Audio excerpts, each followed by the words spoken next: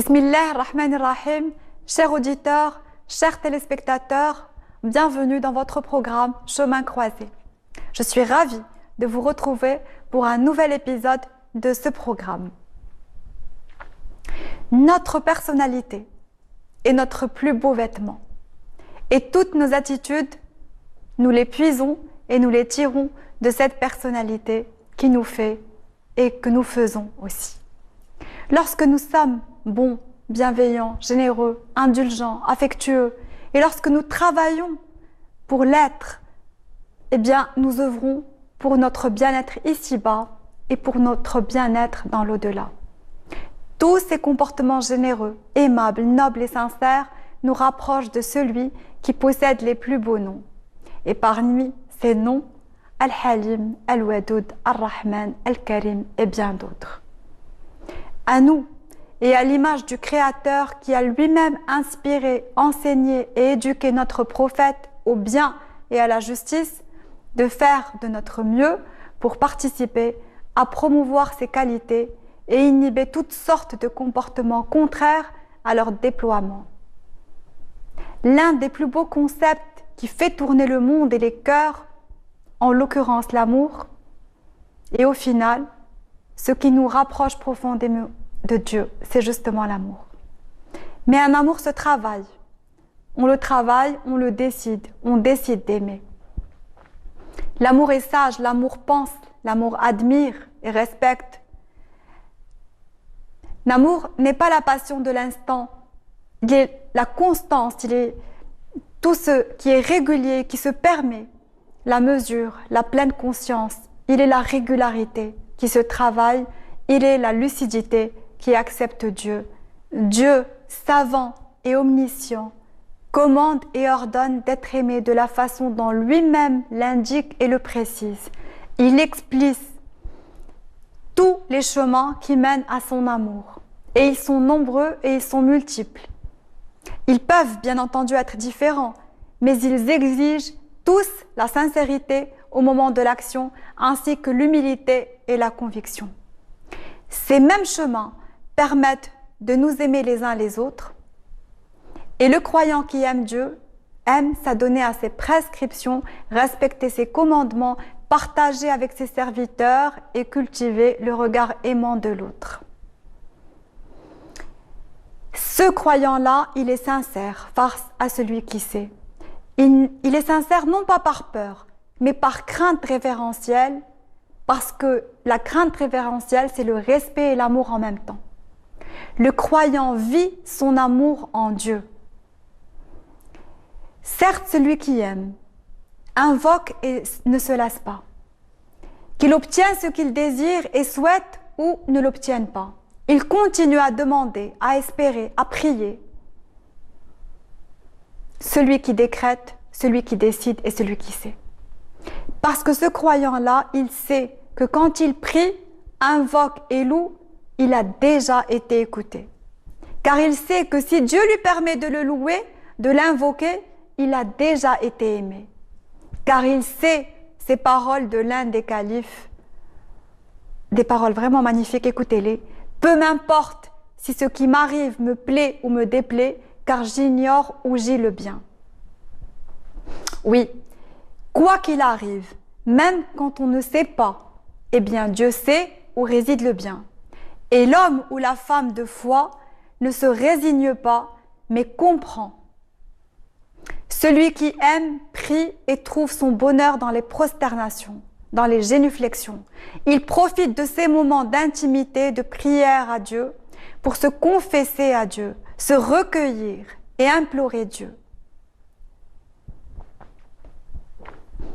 D'après les imams Al-Bukhari et Muslim, le messager, Sidna Muhammad sallallahu alayhi wa sallam, assure: quand Dieu, le Très-Haut, aime quelqu'un, il appelle Jibril et lui dit: j'aime un tel, aime-le à ton tour.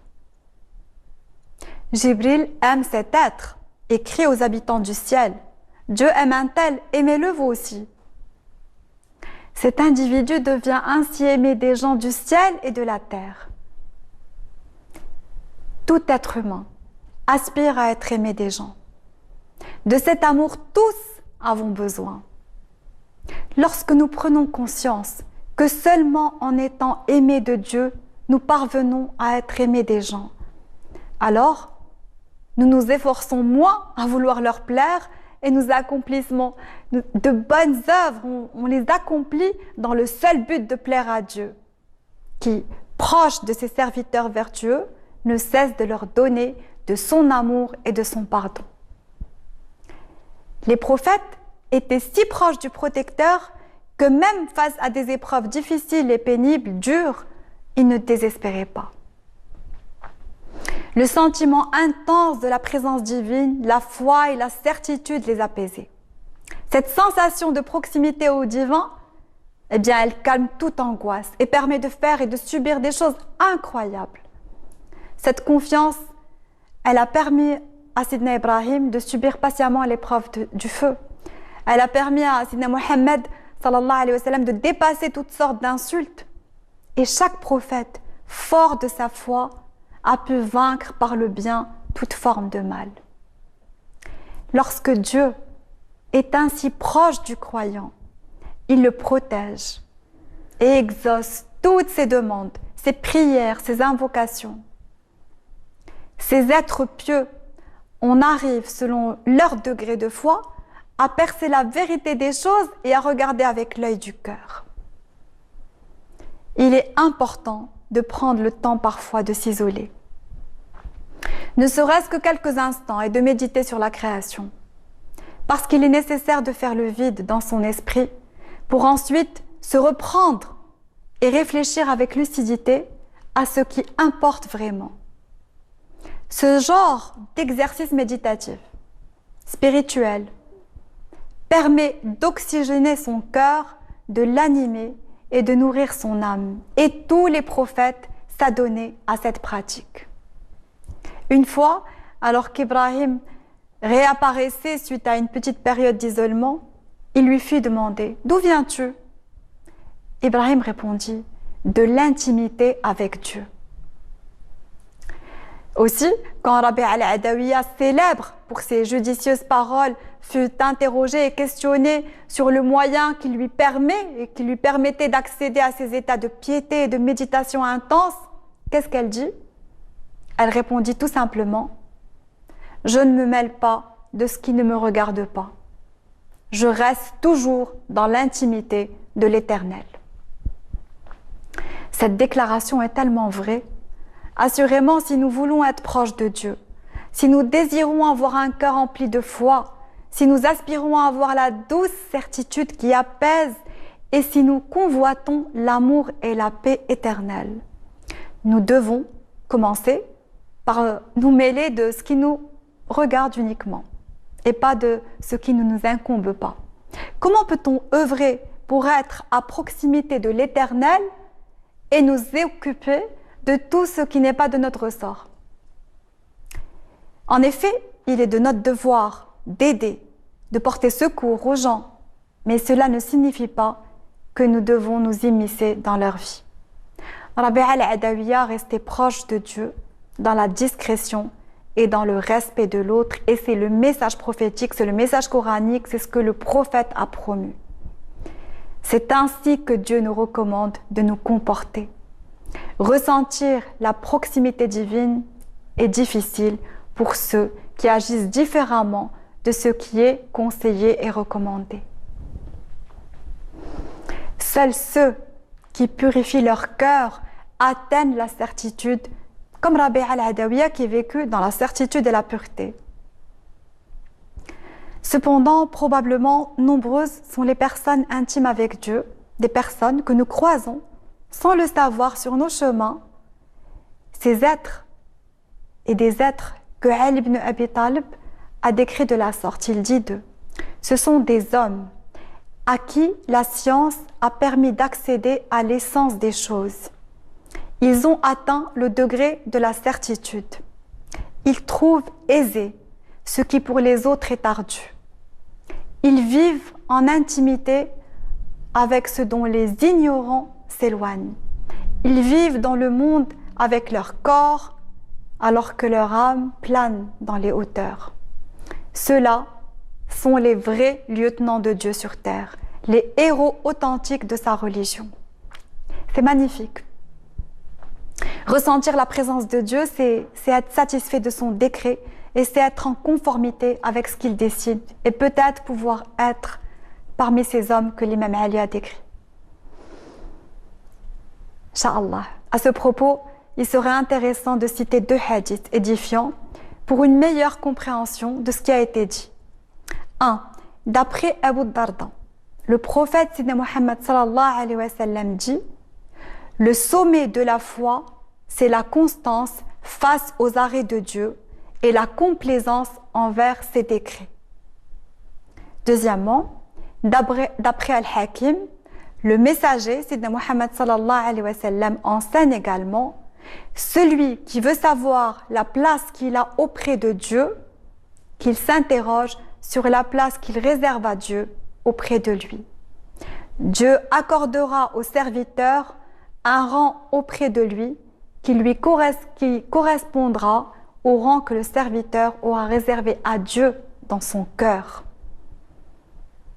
Ce dernier hadith est juste fabuleux parce qu'il résume en quelques lignes l'essentiel. Nous n'obtiendrons et récolterons que ce que nous aurons semé. Si nous concentrons nos efforts dans la voie de Dieu, nous retrouverons le très proche à nos côtés. Si au contraire, nous nous occupons sans répit à satisfaire nos pulsions de l'instant, notre cœur ainsi voilé sera le lieu de nos doutes et de nos égarements. Comme le dit le messager Sidna Muhammad sallallahu alayhi wa sallam, Dieu, dans sa sagesse et sa majesté, a fait que la paix et la joie se trouvent dans la complaisance et dans la certitude. Et Dieu, dans sa sagesse et sa majesté, a fait que l'angoisse et la tristesse se trouvent dans le doute et dans la colère. Celui qui aime, eh bien, il jeûne avec amour. Celui qui aime, eh bien, il donne sans compter. Celui qui aime, il pleure quand il regrette. Et celui qui aime, espère du tréfond de son cœur. Et celui qui aime, loue et invoque et implore Dieu. En ce qui concerne la prière, l'envoyé de Dieu l'a comparé à une source se trouvant à notre porte et dans les eaux nous lave 5 fois par jour. En effet, donc cette prière que nous considérons comme une obligation parfois pour certains, finalement, elle est une source qui nous purifie et nous libère. Et Dieu, par amour seulement envers nous, nous l'enseigne et nous la prescrit. Mais encore faut-il avoir la lucidité de voir toutes ces prescriptions, aussi bien la prière que le jeûne, ou bien toutes ces valeurs qui nous ont été transmises comme étant justement des bénédictions pour nous, des miséricordes pour nous. C'est ça l'effort que nous devons fournir pour essayer d'avoir justement cette lucidité. Voilà tout pour ce soir. J'espère que vous continuez à rester avec nous pour la suite de nos émissions sur As-Sadissa. Je vous remercie de votre présence et dans l'attente de vous retrouver très vite, même chaîne, même heure, je vous dis prenez soin de vous et encore une fois, je vous remercie.